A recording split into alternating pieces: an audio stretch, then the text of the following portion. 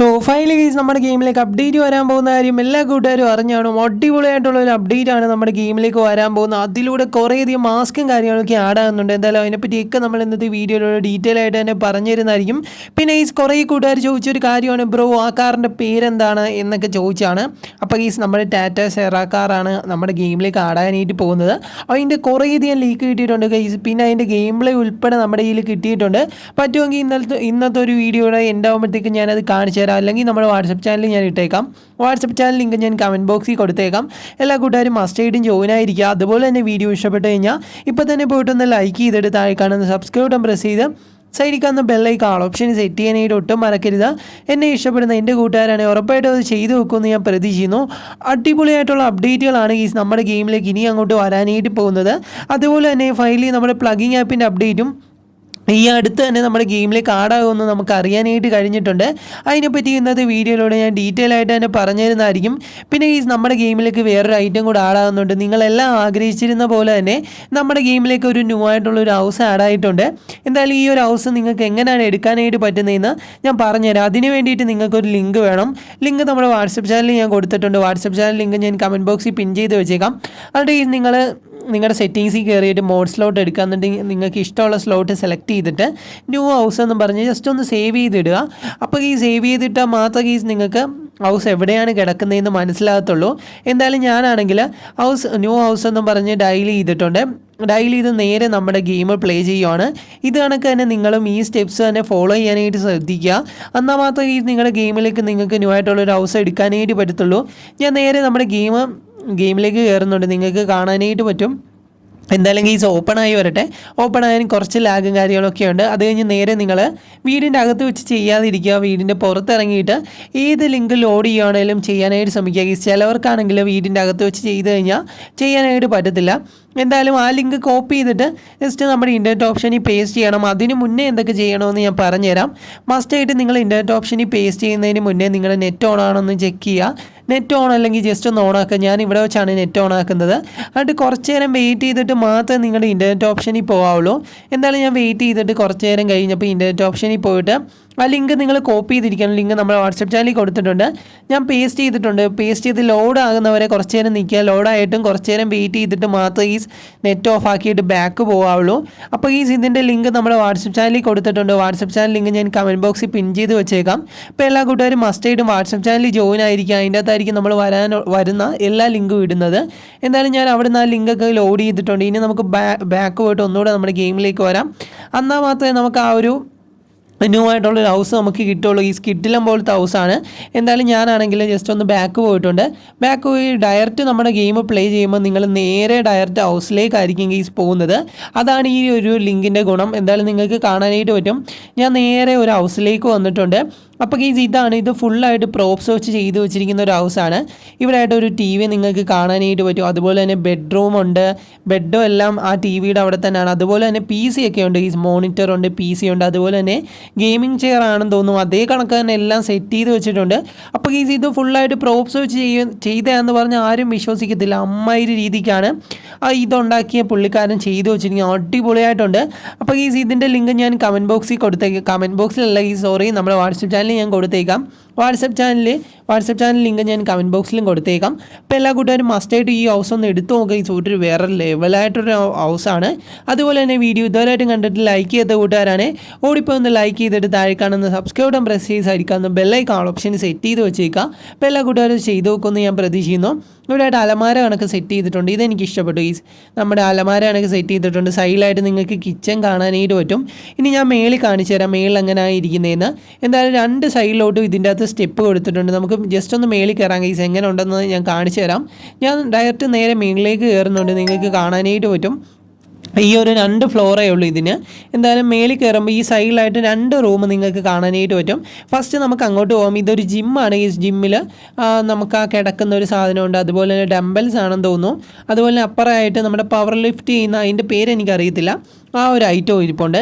എന്തായാലും ഈ ജിമ്മാണ് സെറ്റ് ചെയ്ത് വെച്ചിരിക്കുന്നത്. ഇത് ഫുള്ളായിട്ട് ആ ഒരു ജിമ്മിൻ്റെ ഐറ്റം വരെ പ്രോപ്സ് വെച്ചാണ് ഈ ചെയ്തിരിക്കുന്നത്. സമ്മതിക്കണം, ക്ലൈം ലിസ്റ്റാണ് ഇത് ചെയ്തതെന്നാണ് എനിക്ക് തോന്നുന്നത്. ആ ഒരു പുള്ളിക്കാരൻ മാത്രമേ ഈ ഇങ്ങനെയൊക്കെ ചെയ്യത്തുള്ളൂ. എന്തായാലും ആ ഒരു പുള്ളിക്കാരൻ്റെ ചാനൽ ചെക്കൗട്ട് ചെയ്ത് നോക്കുവാണെങ്കിൽ നിങ്ങൾക്ക് കുറേയധികം ഐറ്റം ഇങ്ങനത്തെ എടുക്കാനായിട്ട് പറ്റുന്നതായിരിക്കും.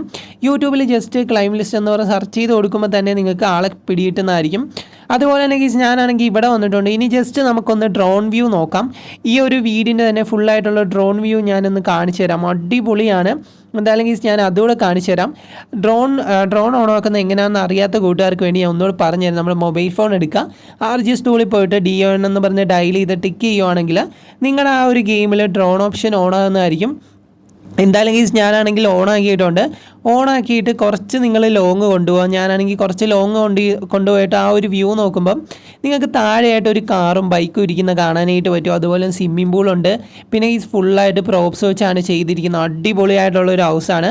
നിങ്ങൾക്ക് ഈ ഹൗസ് ഇഷ്ടപ്പെടോ ഇല്ലയോ എന്ന് മസ്റ്റായിട്ടും താഴെ കമൻറ്റ് ചെയ്യുക. അതുപോലെ തന്നെ ഈ വീഡിയോ ഇതുവരെയായിട്ടും കണ്ടിട്ട് ലൈക്ക് ചെയ്യാത്ത കൂട്ടുകാരാണെങ്കിൽ ഓടിപ്പോയി ഒന്ന് ലൈക്ക് ചെയ്തിട്ട് താഴെ കാണുന്ന സബ്സ്ക്രൈബ് ബട്ടൺ പ്രസ് ചെയ്ത് സൈഡിൽ കാണുന്ന ബെല്ലൈക്കൺ ആൾ ഓപ്ഷൻ സെറ്റ് ചെയ്ത് വെച്ചേക്കുക. ഈ ആൾ ഓപ്ഷൻ സെറ്റ് ചെയ്യാൻ മറക്കരുത്. കാരണം നമ്മൾ വീഡിയോസ് ഇടുമ്പോൾ അതിൻ്റെ നോട്ടിഫിക്കേഷൻ നിങ്ങൾക്ക് അപ്പം ലഭിക്കണമെങ്കിൽ ഉറപ്പായിട്ടും നിങ്ങൾ ആൾ ഓപ്ഷൻ സെറ്റ് ചെയ്തിരിക്കണം. പിന്നെ ഈ നമ്മുടെ ഗെയിമിലേക്ക് ഇപ്പോൾ വൈകാതെ തന്നെ ഉറപ്പായിട്ട് നമ്മുടെ ടാറ്റ സൈറ കാർ വരുന്നതായിരിക്കും. അടിപൊളിയായിട്ടുള്ളൊരു കാറാണ്. കഴിഞ്ഞൊരു വീഡിയോയിൽ ഞാൻ നിങ്ങളുടെ ഒരു പിക്ക് കാണിച്ചായിരുന്നു. ഈ ഒരു മോഡലായിരിക്കും നമ്മുടെ ഗെയിമിൽ വരുവാണെങ്കിൽ വരുന്നതെന്നാണ് ഞാൻ അതിൻ്റെ അകത്ത് പറഞ്ഞത്. പക്ഷേ ഗെയ്സ് ഇപ്പോഴാണെങ്കിൽ കുറച്ചുകൂടി ഒറിജിനാലിറ്റി നമ്മുടെ ഡെവലപ്പർ കൊണ്ടുവന്നിട്ടുണ്ട്. ഇതിൻ്റെ ഒരു വീഡിയോ നമുക്ക് ഇതിൻ്റെ അകത്ത് കാണിക്കാനായിട്ട് പറ്റത്തില്ല. അത് കാരണം ഞാൻ അതിൻ്റെ ഫോട്ടോസ് വെക്കാം.